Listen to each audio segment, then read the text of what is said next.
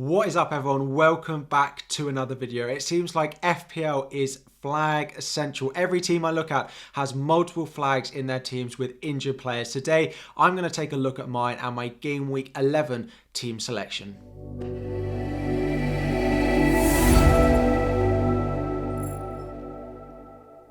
What is up, everyone? Welcome back to another video. FPL Harry here. Thank you all for joining me.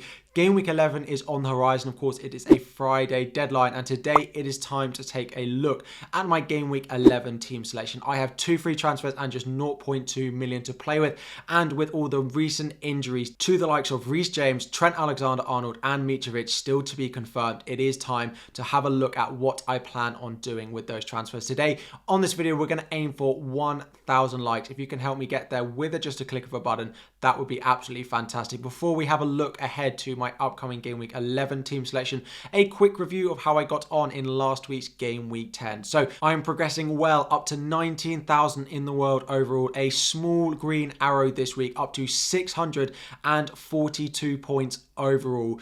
I got 73 points this week, again enough for a very small green arrow. In goal, I did decide to start Gaeta over starting Danny Ward. A small win for me there. The debates were going hard and long in the deadline stream about which of these goalkeepers I'd start, but I went with the home fixture and glad I did, with Gaeta picking up a 3-point return. Into defence, it was highs and lows. Trippier with a 7-pointer, again no clean sheet, but picking up an assist. Cancelo absolutely doing what Cancelo does. Clean sheet, goal and an assist, and 18-point return for the Manchester City defender, reminding us why we are never going to sell him, and he is the one premium that finally looks like he's returning on his investment. Elsewhere, the premiums did not return, and they are both now flagged.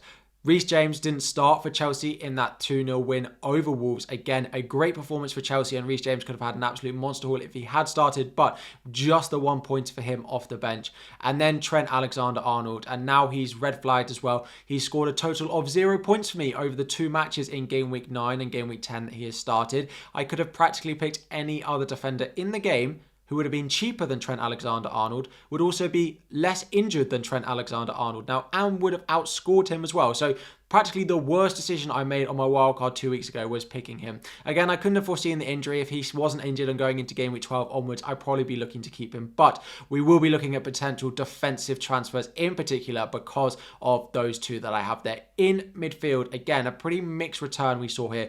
Maddison, again, 1 point from him, not a good result. And now he has 4 yellow cards. If Maddison picks up another yellow card in Game Week 11, he will be suspended in Game Week 12.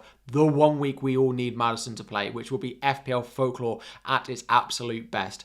Martinelli, on the other hand, so glad I kept him on my wildcard. 12 points, a goal and assist, absolutely tore my defender in Trent Alexander-Arnold apart. Again, a top performance, leads away this week, and then a blank, but there's absolutely no chance I sell him. You guys need to be getting on him if you are not already.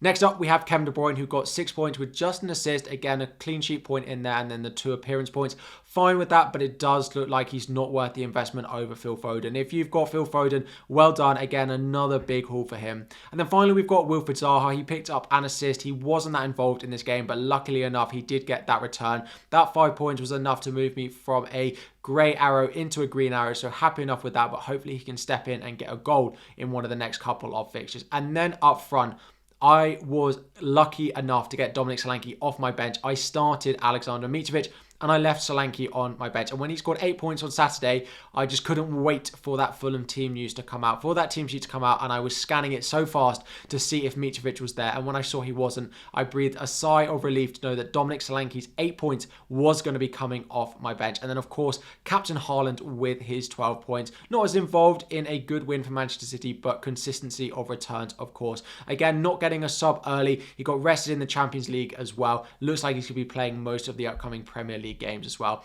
On the bench, nothing really to write home about apart from Andreas Pereira last on my bench, like I'm sure a lot of you have as well. Let me know what you got in Game Week 10. What green arrow did you get? Red arrow? What is your overall rank and your overall points? Drop it all in the comment section down below. But again, it is time now to look ahead to Game Week 11 and my potential predicted transfers. So The main thing I'm going to be doing with my team and one free transfer will definitely be going on a defender.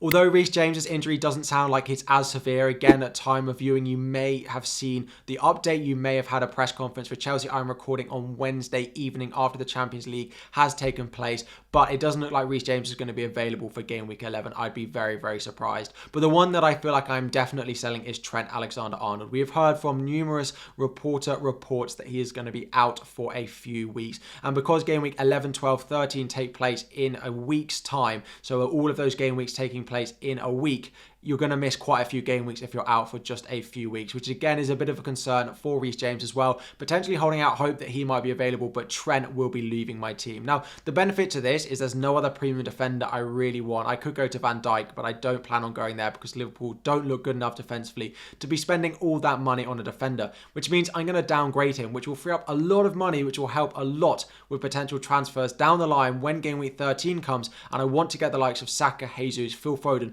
all into my team. That will be an absolute godsend. But in terms of those budget defenders, there are 4 of them that I'm potentially looking at, all coming from separate teams. I could go to Joe Gomez at 4.5 million, who looks like he's going to start in place of Trent Alexander-Arnold. Again, he picked up an assist in the Champions League in the return that they did get a win in that. It does look like they might eventually qualify from their Champions League group, and Gomez did put in a good performance, so I could go with him. It's not a good fixture this week, but West Ham at home in game week 12 is the key game week that I'm looking at.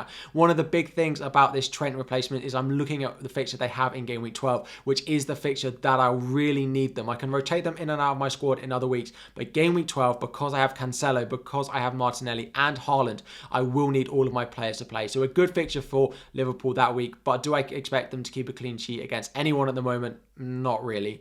Elsewhere, we look, I've got Lewis Dunk in here. Again, it's a real fixtures thing. Brighton are pretty mixed defensively in terms of their recent form. He hasn't scored a lot of points recently, but he does have good attacking threat from set pieces, both from open play. He does take some direct free kicks, but then also from corners, he can get his head on the end of it as well. The next couple of fixtures are nice. They have Brentford and Nottingham Forest in particular being the next two. Nottingham Forest in game week 12. Again, that fixture we are looking to target, and that game week that I'm really focusing on. Then game weeks 13 and 14 are more difficult before playing Wolves and Aston Villa in the final 2 game weeks. So quite a few opportunities that I could play Dunk. My just concern here is that they haven't looked that assured defensively. Now, next to him, we have Romero of Tottenham.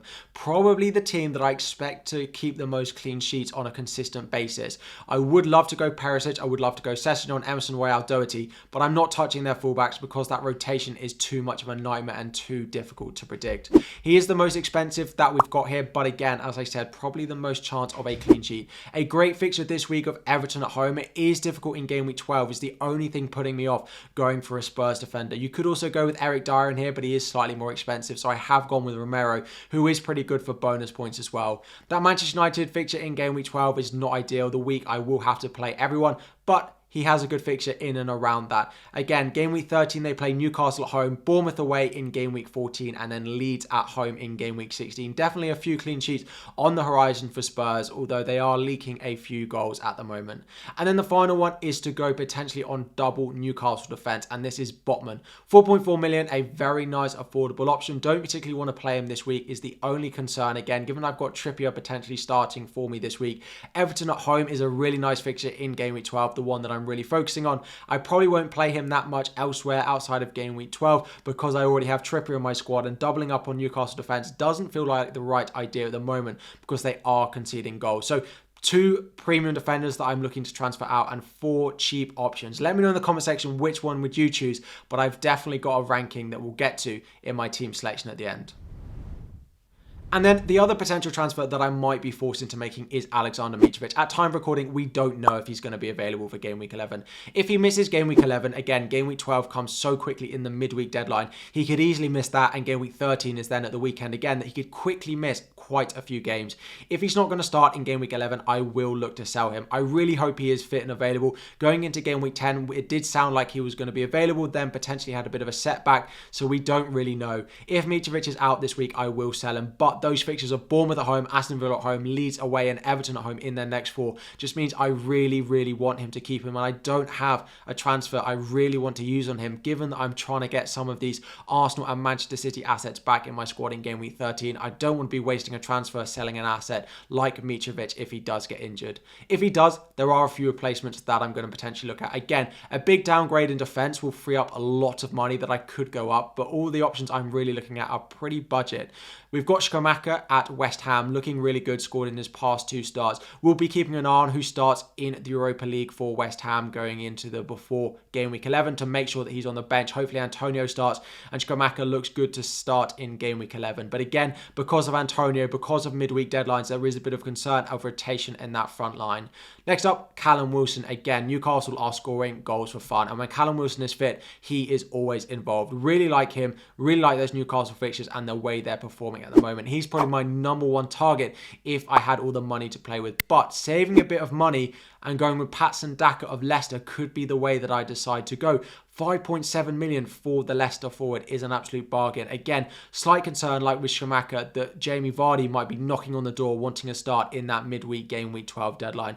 Picking players in our squads at the moment who we think are pretty nailed to start in game week 12 is so important. We won't have any bench to cover if those players don't get minutes. So having players who start that week is really, really important. I'm hoping not to sell Mitrovic. If he is out for game week 11 though, I will have to. So my game week 11 lineup is lining up like it is, and we have those flags in defense. We have Trent, we have Reece James, and then we have Mitrovic. I'm playing a 3-4-3 at the moment in theory. We've got Trippier, we've got Pereira, and then we've got Guehi on the bench. Not good fixtures really to go around. We do have Pereira with Bournemouth at home, and he did score last week. So if he had to come in first on my bench, then that's absolutely fine. But I am looking at potential transfers. I personally think Mitrovic is going to be okay. I am guessing at the time of saying that. Let's hope we get something in the press conference or some training ground photos or something like that. I am predicting that I'm going to have to start Trippier this week, and I'll bring him in for Reece James and hope Reece James is back fit for game week 12 and we get a little bit more news.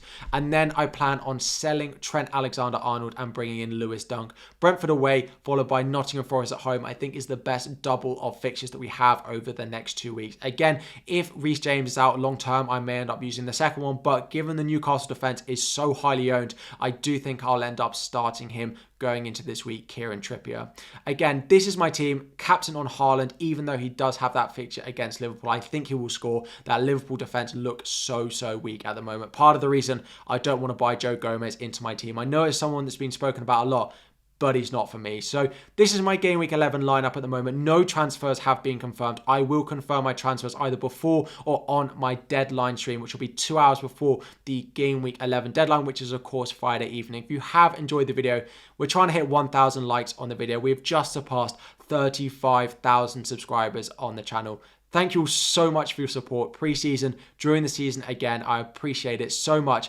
Absolutely love creating these videos and creating content as well. So I hope you enjoy watching it as much as I enjoy producing it. Good luck in game week 11 if I don't see you before then, but of course there will be that deadline stream and I hope to see as many of you in there as well. Hopefully some new developments coming in the streams as well. Good luck in game week 11. Like and subscribe before you go, and I'll be back again very soon.